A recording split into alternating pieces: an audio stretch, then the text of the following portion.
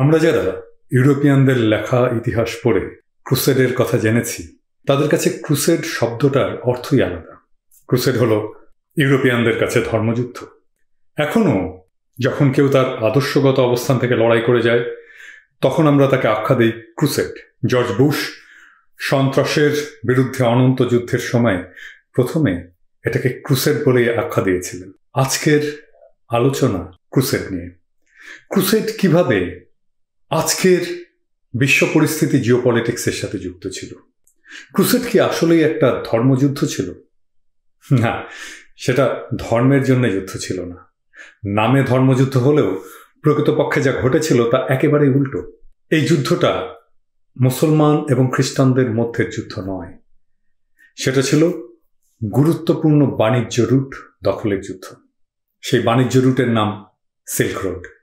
Silk রোডের গুরুত্ব আর ইতিহাস না জানলে ক্রুসেডের জিওপলিটিক্স বোঝা যাবে না, আজকের দুনিয়াকেও বোঝা যাবে না। সিল্ক রুট ছিল 1000 বছর ধরে গড়ে ওঠা এক বাণিজ্য রুট, যা ইউরোপকে চীন পর্যন্ত যুক্ত করেছিল। এই সিল্ক রোড 5ম শতাব্দী পর্যন্ত রোমানদের নিয়ন্ত্রণে ছিল।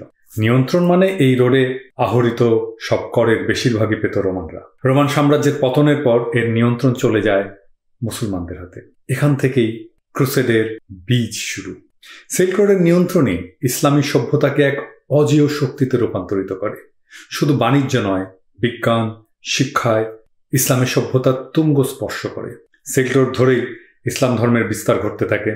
এটাও প্রসঙ্গত উল্লেখ করা যেতেই পারে যে সিল্ক রোড ধরেই বৌদ্ধ ধর্ম গেছে চীনে, খ্রিস্ট ধর্ম গেছে ইউরোপে, আর ইসলাম এসেছে ভারতবর্ষে। ক্রুসেডের আসল উদ্দেশ্য ছিল সিল্ক রোডের আধিপত্য ফিরে পেয়ে মধ্যপ্রাচ্যে দখলদারি নিশ্চিত করা। কিন্তু মধ্যপ্রাচ্য কেন? কারণ সেই সময় মধ্যপ্রাচ্য ছিল সব দিক থেকে এগিয়ে, প্রযুক্তি এবং বিশেষ করে চিকিৎসাবিদ্যায়। তাই সেই সময়কার আরব এটা ছিল ইউরোপের অনিবার্য গন্তব্য। প্রথম ক্রুসেডের পর যেসব অঞ্চল ইউরোপিয়ানদের দখলে ছিল, সেসব জায়গায় প্রায়ই উত্তরাধিকার নিয়ে সংঘাত দেখা দিত, কারণ তাদের ছেলে মেয়েদের মধ্যে মৃত্যুর হার ছিল খুব বেশি। মধ্যপ্রাচ্যের পরিবেশে খাপ খাওয়াতে সময় লেগেছিল তাদের। এছাড়াও স্বাস্থ্য সম্পর্কে ইউরোপিয়ানদের সচেতনতা এটা আরবদের চেয়ে কম ছিল। তারা নিয়মিত স্নান করত না। আরবদের সাথে সংস্পর্শের পরেই তারা ধীরে ধীরে হামামে গিয়ে স্নানের অভ্যাস গড়ে তুলল। তাদের স্বাস্থ্যের উন্নতি হলো। শুধু স্বাস্থ্য নয়, সামাজিক সম্পর্কেও তারা ধৈর্যশীল হয়ে উঠল। ইউরোপিয়ানরা তখন কেমন ছিল সেটার একটা উদাহরণ শুনি। তখন জেরুজালেমের রাজা ফুল ছিলেন ইউরোপ থেকে ক্রুসেডের সময় আসা একজন নৃপতি। তার বিচার করার কায়দাই ছিল অন্যরকম। একবার নাবুলসে এক বিচার সভার কথা লিখেছেন ইতিহাসবিদরা। গ্রামের এক কোন্দলের পর বিচারে ঠিক হলো একজনকে মরতেই হবে। শক্ত সমর্থক কাউকে না মেরে রাজা ঠিক করলেন একজন বুড়োকে মেরে ফেলা হোক। দরবারেই একজনকে ধরে মেরে ফেলা হোক, তার চোখ উপড়ে ফেলে ঘাড় ভেঙে মারা হোক। অথচ তখন আরব সমাজে বিচারের ভার ছিল কাজীর উপরে। ন্যায় এবং ইনসাফ ছিল আরব সমাজের একটা অন্যতম প্রধান অনুষঙ্গ। কাজীর দরবারে প্রথমে অভিযোগ শোনা হতো, তারপরে আসামির বক্তব্য, তারপরে সাক্ষ্য প্রমাণের পালা, তারপরে না বিচারের রায় দিতেন কাজী। এই বিচারের পদ্ধতি মুসলমানদের কাছ থেকে শিখে ইউরোপ আধুনিক বিচারের পদ্ধতি হিসেবে গ্রহণ করে। ইউরোপিয়ান চিকিৎসকদের কাজকর্ম কম আজগুবি ছিল না। একবার লেবাননের এক পাহাড়ি অঞ্চলে এক ক্রুসেডার রাজা প্রতিবেশী রাজ্য সাইজারের সুলতানের কাছে আর্জি পাঠিয়েছিলেন একজন চিকিৎসক পাঠানোর জন্য।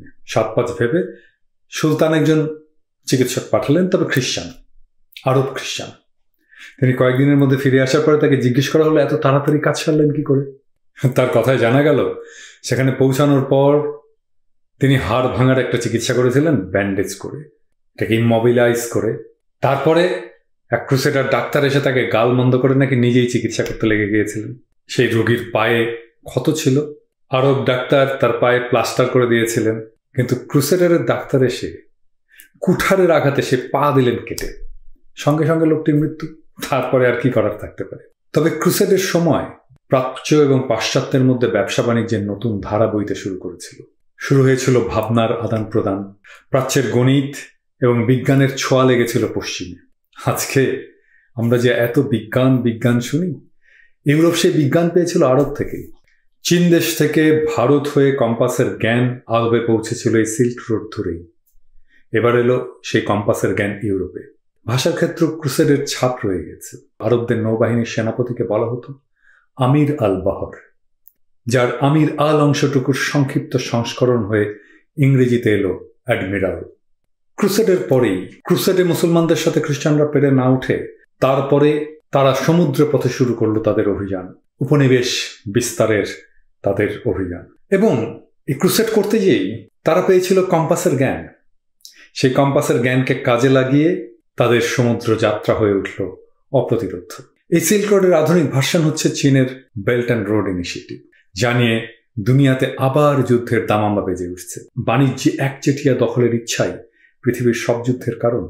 তার নাম দেই হরেক রকমের, কখনো তার নাম দেই সন্ত্রাসের বিরুদ্ধে অনন্ত যুদ্ধ, কখনো ক্রুসেড। কিন্তু রসুনের মতো সব যুদ্ধের পশ্চাৎ দেশে থাকে বাণিজ্য। ওটাকে দেখতে না পারলে দুনিয়াকে বোঝা যায় না।